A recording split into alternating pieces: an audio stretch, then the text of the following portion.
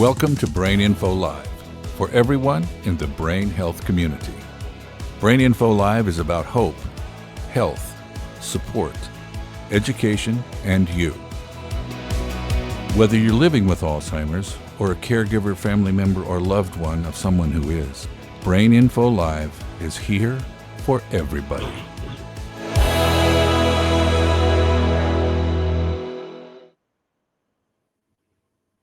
Good morning, everyone. Happy Wednesday. Happy hump day. My name is Barbara Chandler, and you are tuned into Brain Info Live. Today is Wednesday, the 8th, and I am coming to you from sunny Florida. We're having an amazing and beautiful day today, and I hope that you are too.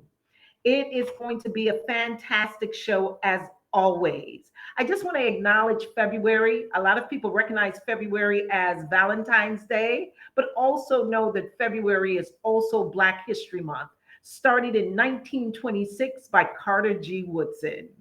Today's show, we're going to have a special guest for you. And just so you know, as always, this is live. This is actually this is the first show of 2023.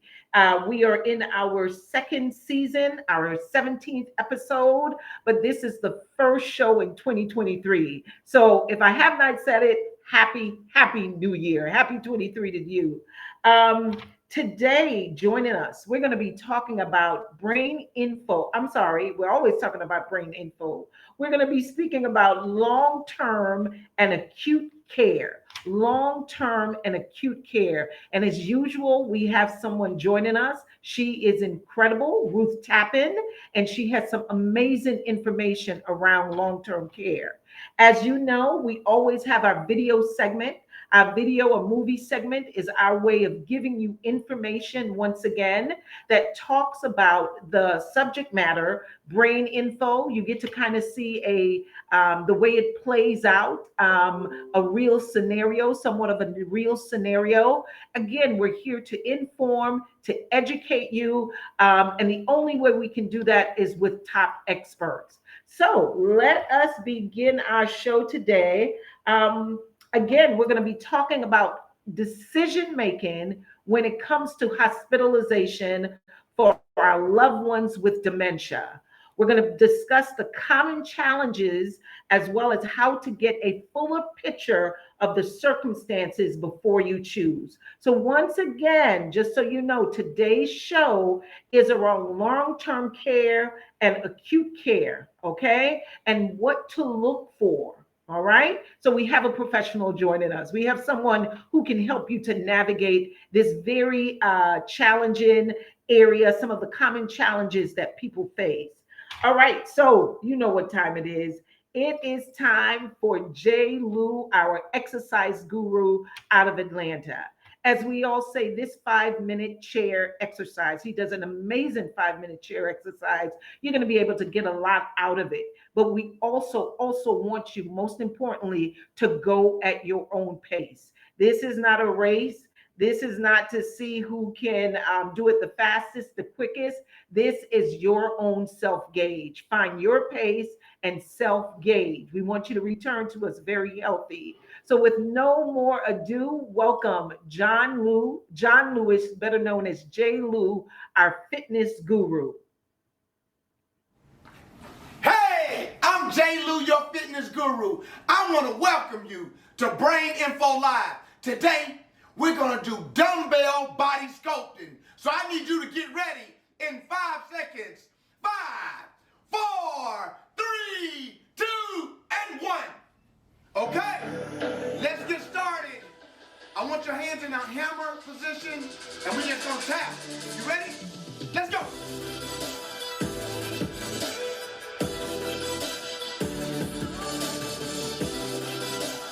Great. Now we're gonna go angle, underhand and angle out. Let's go. Come on. Great. Now we're gonna go to the side. Let's go to the side. Boom. All right. Elbows bent, and let's go.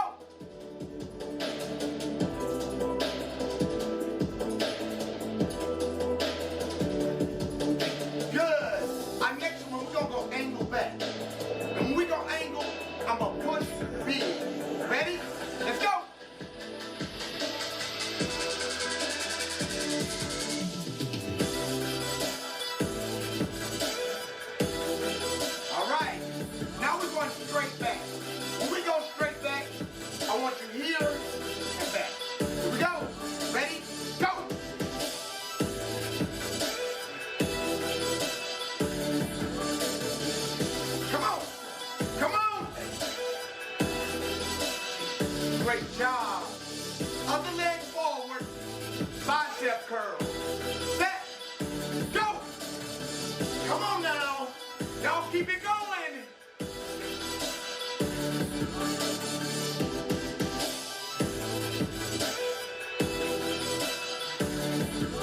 Great job. Now we're gonna go angle. When we go angle, let's high pull. Ready? Let's go. Come on. Come on. 7, 8, 9, 10. Now we're going to the side. When we go to the side, I want to do over and under. Ready? Go. 4. Come on. 5, 6, 7, 8, 9, 10. Okay, ankle back. Hammer, and I'm gonna go out at an angle. You ready? Let's go. 3, 5. Come on. 7, 8, 9, and 10. Woo! Shake it off, shake it off. Now we're going straight back. When we go straight back, I want your arms bent, and we're going here. You ready? Set, and go.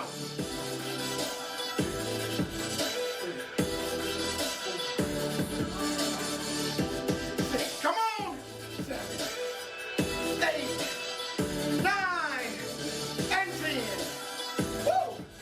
Shake it off now. Now we're going to double tap. And I'm going to shorten it with a high pull. Ready? Go!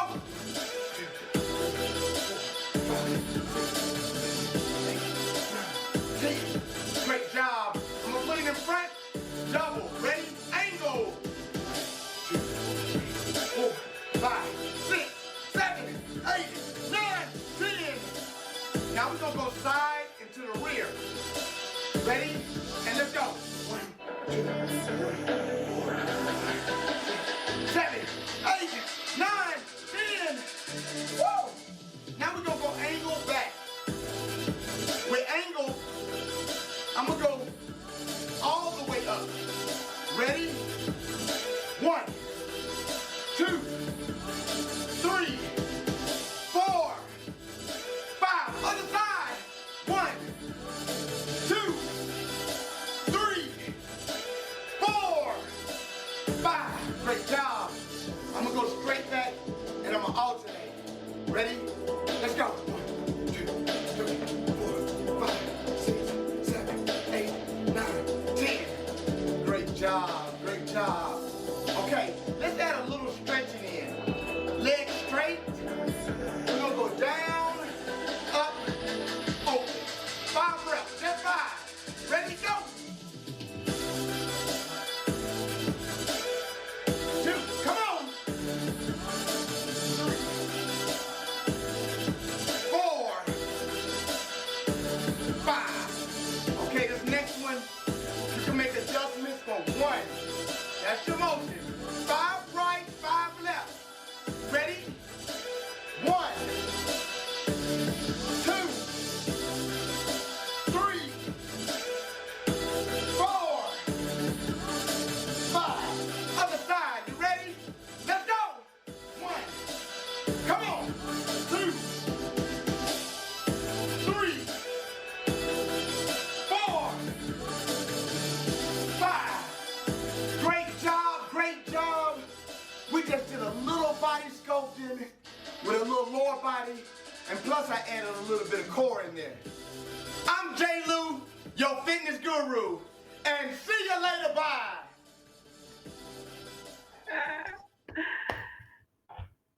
Oh wow, oh wow. I think I got the easy job. After looking at Jay Lou do that intense 5-minute workout, chair exercise, excellent job, a bit of body sculpting, and as he said, he added the abs. So I just sat here and I watched. So I think I got the easy portion of this job. Once again, if you are just joining us, my name is Barbara Chandler, and you are tuning into Brain Info Live. Brain Info Live, this is our 17th episode, our second season, and this is the first episode of 2023. So welcome, welcome if this is your first time. We are going into our video segment. Our video segment today is around how to, I'm sorry, it is a short clip from the University of California, San Francisco. It's a guide for hospitalization when your loved one has dementia. A guide for hospitalization when your loved one has dementia. And we're going to go into that video clip right now. Everyone ages. Sometimes we have to go into the hospital for care. The older we are, the more stressful the hospital experience might be on us. If an older loved one has dementia, the hospital experience could be especially stressful. More stress means there's a greater chance that a loved one's baseline health can permanently change for the worse. But if families partner with healthcare providers, it means more individualized, patient-centered care. Together, families and healthcare providers can provide better hospital care for an older loved one.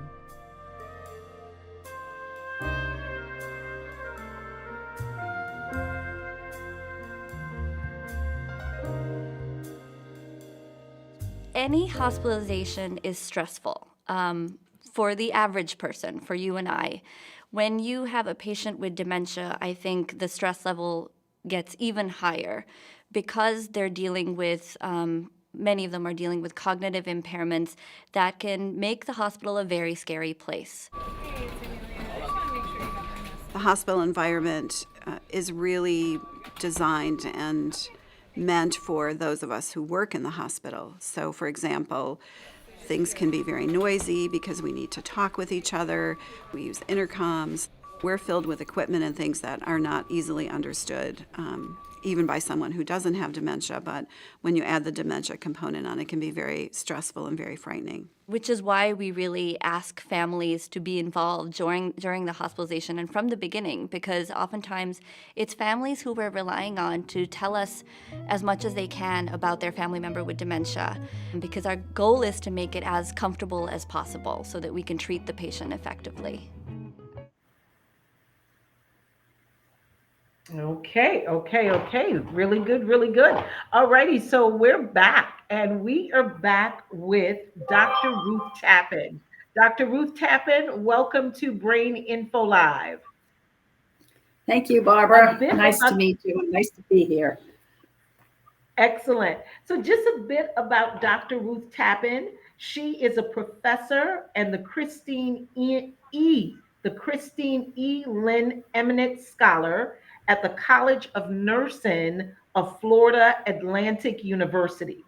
She is an experienced researcher and a scholar who has conducted extensive research on issues related to the care of individuals with Alzheimer's and related dementias and care transitions, particularly reduction of hospital readmissions of nursing home residents that are both costly and risky for residents. She is the principal investigator on a recent study called Fit to Drive, Development and Testing of a Driver Risk Predictor for Individuals with AD, Alzheimer's dementia. Dr. Tappen, we are so happy to have you here with us. And we're just going to chat a bit, and we do have some questions for you.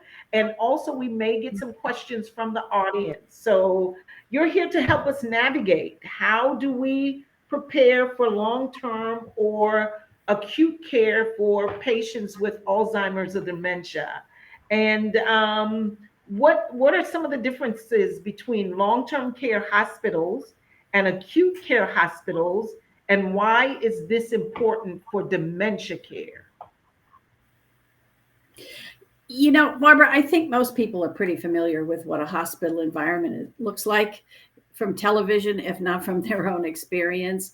It's for acute care. It's when the problem's severe, when it's urgent that people receive treatment. And it's a very fast-paced and often impersonal, because it has to be, because things have to happen quickly. to say get people breathing again, to stop bleeding. All of these things that they're called acute because they need urgent and timely response. Long-term care is really a very different animal. I mean, it's not an animal, obviously, but it's so different. Long-term care is a place that you go for either rehab after the hospital, doing your physical therapy, your occupational therapy. That takes time. You can't get back on your feet necessarily in a day or two, and hospital stays are usually pretty short. The extended time is available to you if you go to what we call a long-term care facility, also known as a nursing home. Correct. Most people don't think that they're going to go to a nursing home after a hospitalization, but they can be surprised. I had a friend who said, "Oh yes, I have to go for rehab after she broke her wrist." And I said, "Well, you could look up the facility and nursing home compare. You can actually look up where they're suggesting you go and find out how they are rated in terms of quality." Oh, she says, "I'm not going to a nursing home." And I talked to her after she was in and settled. She said, "You're right. I'm in a nursing home." And it was like, why am I here? It's for rehab. So those are relatively short stays. They could be a couple weeks. But then there's also the long-term side of it where people are there and it becomes their home. They stay there. And those are people who need quite a lot of assistance in getting washed and getting in and out of bed and walking if they can walk, people who need monitoring. So that is what we have always thought of as a nursing home. But I will say that if you remember the nursing home of old, where bingo games were the big event of the day, it's become more like what a community hospital was in the past. Right. Community hospitals are now much, much more acute and move people through very rapidly. And now the skilled, it's called a SNF. We call it a SNF. It sounds weird. SNF, it's a skilled nursing facility. There's another level, which is called assisted living. And I'm not even expecting the audience to remember all of these terms today, but I think that people who work in long-term care forget that the majority of folks out there haven't heard most of these terms before and are really not sure what a nursing home can do these days. Got it. And that was okay. That's part of the project, was to realize for us first. We interviewed 275 people to try to get a sense of what the public thought before we wrote the decision guide about whether your loved one or you as the resident can stay in a nursing home if something happens, or if you really need to go back to the hospital. Okay. Because a lot of So people. you have definitely given us a lot. Maybe too you've much. Given us a lot. So I'm. That's okay. We're gonna break. Go ahead and try to unpack it if you like. Okay. So you mentioned the decision guide. You were a contributor to that, correct? All right. What would you I was say the is leader of the hardest part project. You were the leader, not just a contributor, but you led. So in small dosage and small bites for myself and the audience, how would you say, or what is the hardest part in making decisions about what type of care, where you will place your family member or close relative, someone who has dementia or Alzheimer's or dementia? What's the hardest in that? You said you interviewed over 200 people. What were some of the common threads and challenges that were identified? I think one of the common threads was they really did not understand what could be done in a nursing home. I think that they thought that if your loved one needs an antibiotic, has a fever, or has an allergic reaction to something, or maybe even fell and maybe broke something, they don't know that a nursing home can have an X-ray done. You don't have to go to the hospital unless you find out you have a fracture, a break that needs perhaps surgical, a surgery. Then they need that in the hospital. They can give an antibiotic. They can do cultures. They can do lab work. They can do a lot of the basic level of care that people don't realize how much they can do. They can start an IV so the person's getting fluids. Okay. So there's many times So it's not when they have the capability of taking care of something that's happened. And I okay. think That's a really good point. yeah, That's a really good point, Dr. Tappen, because as myself too, I guess I'm thinking that the nursing facility, it's there more in that care for them, bathe them, clothe them, feed of course. them, but it's also those immediate needs if there's an X-ray that needs an IV and all of that. So it's not just the basic everyday care, but there's also those extensive services as well. And that's where being in that facility, if you need to have an X-ray, if you need to have services like what you would get in a hospital, you're able to get them immediately because you are already there. Some of the basic ones. You need Some. surgery, Okay. you need an MRI, you need all the really high tech, high skilled, or you need a surgical team, a medical team, a special, a dialysis team. Then you need to go somewhere else. But I think we get worried about our loved ones. They have something and we want Absolutely. to do something, and it's a natural thing to say, well, let's go to the ER. Well, you're already in a care Right. facility. You may not Correct. need to go to the ER. And you can Correct. talk. I think probably if there's a lesson, it's talk with the people there, ask questions. Well, what can you do here? It's okay to ask and Right. say, what can you do? And at what point Correct. would, my family member need to go to the hospital? Okay. So when we speak about nursing care, and when I say we, meaning African Americans, a lot of times we have been over the years, our loved ones will stay home with us for long periods of times. When we think about medical inequities in the African American communities, and we have to look at bringing them into a nursing home for long-term care, um, how do we become reassured that this is a great place for our loved ones to be, because it can be challenging. What questions should we be asking? What type of questions should we be asking? And I want to tag on this to that. Are there Mhm. any spokesperson or like an ombudsman for these medical facilities, that if you feel that you're not getting through to the everyday director, is there an ombudsman, someone who you can also redirect your questions to?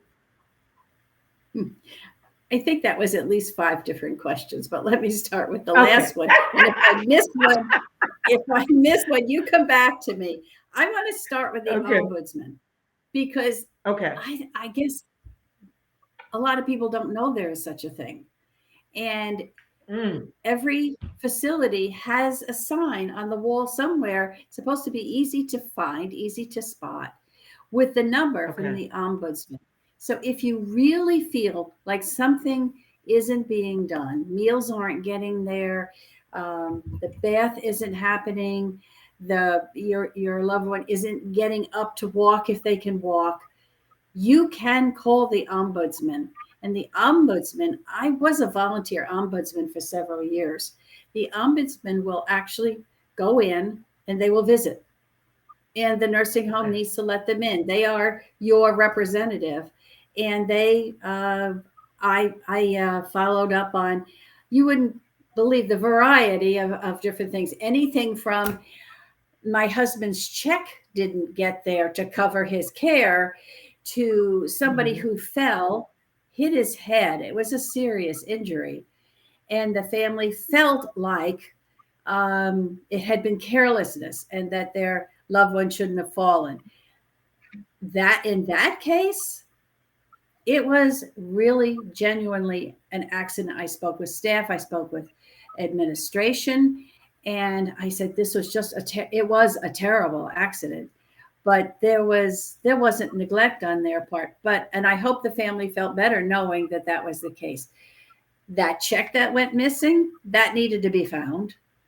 There are Correct. times when people will complain about meals. The ombudsman, I think, is probably not as used as much as they can be, and I think it's a really really good system for that kind of you don't know what really went wrong, and you just don't have a good feeling about it, and it's very reassuring to know that person is coming in as your advocate.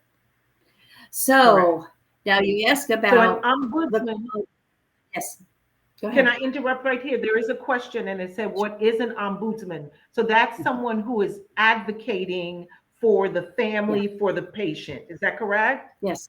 Yes, they are people who have volunteered. A good number of them are healthcare professionals, like I was. There's a number of nurses and people from other backgrounds. And when the problem is technical, they will ask us to go in because they know that we have a lot more of that technical background. But all of them come with the same. There's training for them, and it's organized at the state levels. But we are local people who are asked, and some of us can put in only a few hours a week. Other people put in more hours a week. Excellent, excellent. Thank you for clearing that up. So, in that diatribe of questions, one of the other questions was African Americans. What questions should we be asking when we are looking, when we're researching to feel, to know, not to feel, but to know that our loved ones will be, given the proper care? I think there's a little homework to do. There is a Okay. website, and anybody who's listening to us has internet connection, so they can go to something called Nursing Home Compare. This is a government site, and it's a Medicare site, and you can look up the nursing home that's been suggested, and they will give you a rating from 1 to 4. I'm sorry, 1 to 5. A 5 star is very high quality. A 4 star is really quite good. 3 is medium. But if they're recommending a 1 or 2, then you need to look very carefully at why this facility has gotten a low rating. They give you staff levels. They will tell you how many nurses are there. So that's objective information that you can start with. You can visit, and I think it's a very good idea to visit. So you use your own eyes and ears, and there you ask whatever. Where would my mother be? What? Let me see the unit where they would put her. Where would her bed be? Mhm. What? Let me look at the dining room. Let me see a meal. Let me visit therapy. And most places are happy to take you around. You can see activities happening. Are people participating? Are they up? Are they out of bed? For the most part, we want to get as many people as possible out of bed for the day. We don't want them to be in bed 24 hours. They can't all do that exercise routine you just showed. But yes, they can. People could do a lot of movement within a chair. It may not That's quite right. be That's J. Lou, but yeah. But that's really important. Yes, yes, that's really good. So what I'm hearing, and I really like the statement of the advocate. I think that's very important. And I think you are Mhm. correct when people don't know that there is an advocate and an ombudsman for each facility that they can reference to, and also going in and visiting the facility. As you stated, it's research. This is just as anything else when you're going shopping, when you are looking for a home, you want the amenities that you require. And so going in ahead of time and looking at those things. Let me see the dining hall. Let me see what the rooms look like. You get to assess before that actual transition happens. So that's very important. And just knowing that we can do that, that we have the option to do that is also reassuring. You also mentioned that the comparison of how you would what was the website? I missed that. Nursing home compare. Nursing home Nursing home compare. compare. Yes, Yeah. yes. It's And it so then takes a little looking, but it's very informative if you're a little excellent, patient. excellent. Good, because then we can start to use that as a gauge for what we would like our loved ones to have in those facilities. Another question we have here: you currently have a study that notices changes in driving at FAU. Can you tell us more about it and how can it help the dementia community?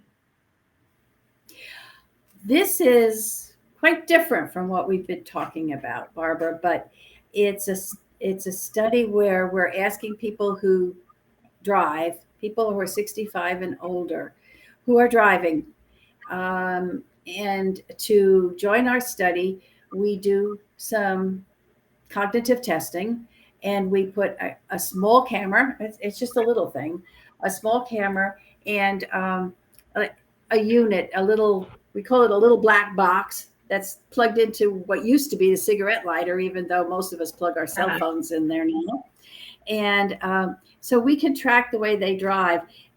A lot of people believe that when cognition changes, when it begins to decline, it's called MCI.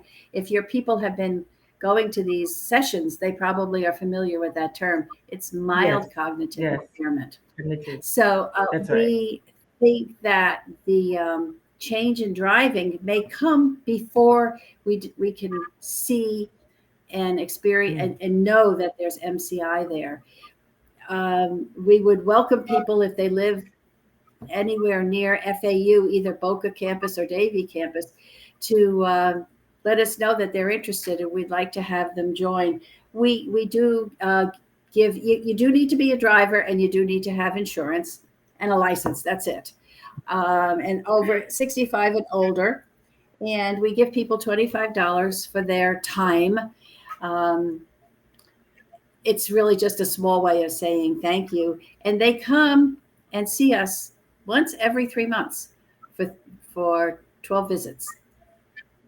And Wow, that's we really want, good. yeah. Mhm. That's Yeah. really good. We did have a conversation with someone maybe last year when this Mhm. study, when this was in it was still, developing. Pardon me, it was still developing. So this is really good. One last question here, Dr. Tappen. If there is one thing people should remember from our chat today, when again looking for long-term or acute care for their loved ones with Alzheimer's dementia, what would you recommend? What's the one thing? What's the takeaway? It's a big takeaway, I think. And I think it's useful in other places. You have a right to ask questions. You don't have to accept a recommendation without understanding it, and you should understand it. The whatever provider you're talking to should have enough time to explain to you what's happening, and to also take that little bit of time. That video that you showed was so correct, that you, especially as a caregiver of somebody with dementia, you know what keeps them calm. You know what they need to get from one end of the day to the other and be okay in their surroundings.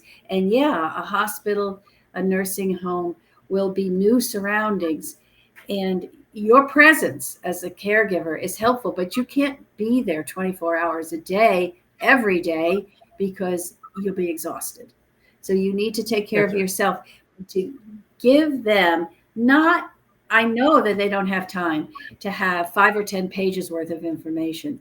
But think about what is the most important things. It might be an allergy. It might be something that really sets them off, makes them really, really angry. There might be a name they don't want to be called, even though it's officially their name. Don't call me Ted. Call me Theodore. Whatever it might be. Yeah, I made that up. Yeah, But yeah. you No, no, know, it's a I good think one. that back and forth, you have information you need to share.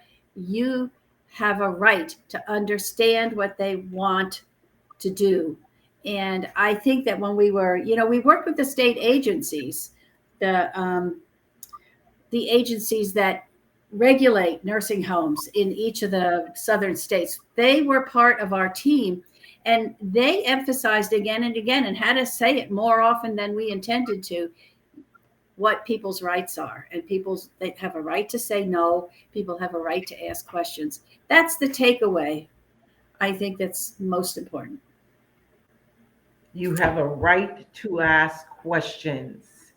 You, And get an I answer. also hear, yeah, yeah, building that rapport. You as the Yes. caregiver, them as the care provider, having that open line of communication, informing them as to what your loved one triggers may be. Um, Mhm. the other thing we talked about was the comparison nursing homes, where you can see how they're rated, how much staff to how many patients, those kinds of things puts us in a very empowering situation.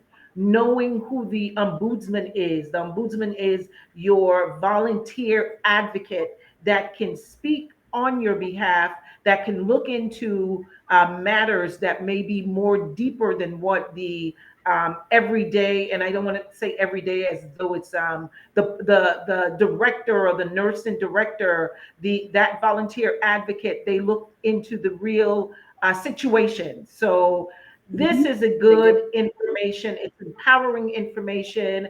And we definitely want to thank you again for joining us. We appreciate the work you're doing, especially around the drive-in, the drive-in. I think that's wonderful. We always want to have safe drivers on the road. So once again, thank you for the work that you're doing. Thank you for your commitment to this work, and we hope to see you again. Thank you, Barbara. It's been a pleasure talking to you. Same here, same here. All the best and enjoy. It's close to the weekend, so enjoy Thursday, Friday. Thank you. It's football weekend too, but you're Uh, welcome.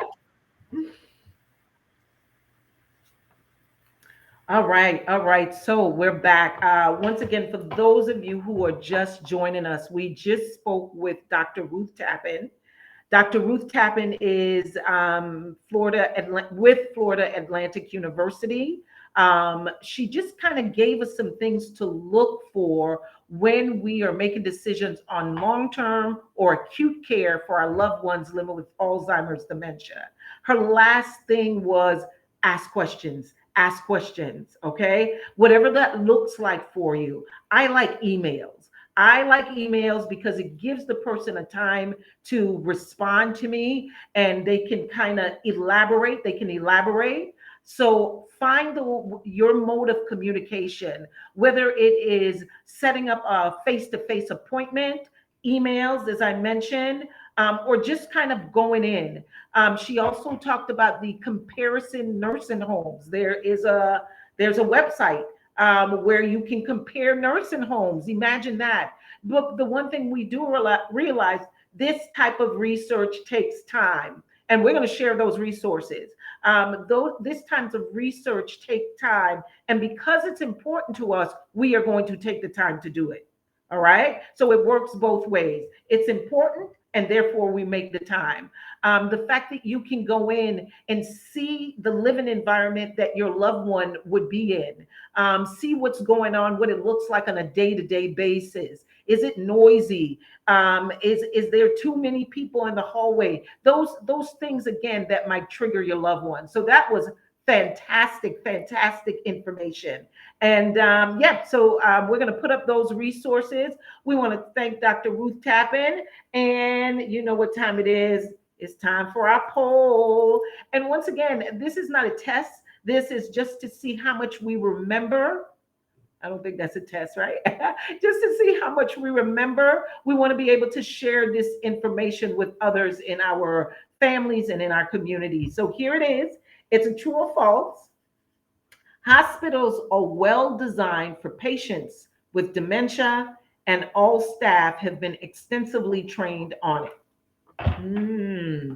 Hospitals are well designed for dementia, and all staff have been extensively trained on it, on the subject of Alzheimer's and dementia. True or false? Think of what we spoke about. Okay, all right. We got 100% at false. 100% at false. Hospitals are not necessarily designed for patients with dementia because hospitals tend to be busy. So, in looking for a facility, again, dependent on where your loved one is, in the case of Alzheimer's dementia, you're looking for a facility that best suits their needs. And you, as the caregiver, you're looking for somewhere that you are going to feel confident in bringing them to. All right. So hospitals are stimulating and unfamiliar environments of bright lights, bells, overhead paging, unfamiliar staff, and they can all contribute to increased confusion, overstimulation, agitation, aggressiveness for your loved ones with Alzheimer's or dementia.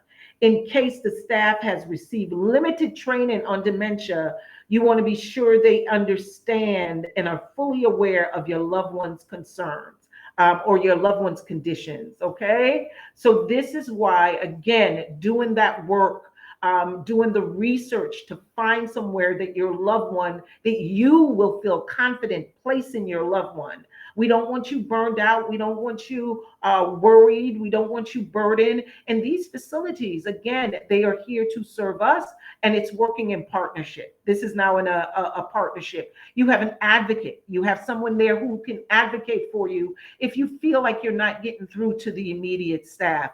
Keep those lines of communications open, okay? But I think, and once again, Dr. Ruth Tappen, she said, ask the questions. Ask the questions, no matter how they may sound, no matter if you seem like you're being overcautious or undercautious, still ask the questions. Find your mode of communication, whether it's face-to-face, whether it's email, find your mode of communication, empower yourself, and protect your loved one. Okay, so we do have some resources for you as always. Alexa is going to put some things up. Again, if you would like these resources, and we want you to join our mailing list. Okay, we want you to access all the resources that we have been collecting over the last 2 years. We want you to access those. So Brain Info Live. You can now also go to www.braininfolive. They made it simpler for us. Braininfolive.com. This is where you can access these resources for yourself as caregivers and for your loved one. Okay. All right. You're also going to see the resources on the tail end, but also going into Brain Info Live. Well, as always, it has been fun. It's been real. It's been real fun and informative.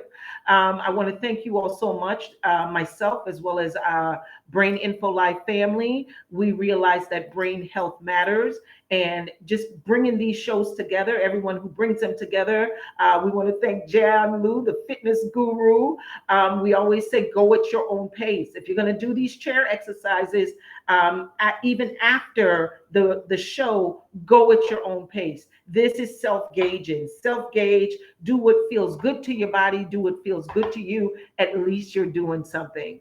We want to thank Dr. Ruth Tappen from Florida Atlantic University for the great work that she's doing and the commitment that she has to Alzheimer's dementia and just bringing new information to us. And thank you once again for joining us. My name is Barbara Chandler, and thank you for being here. much.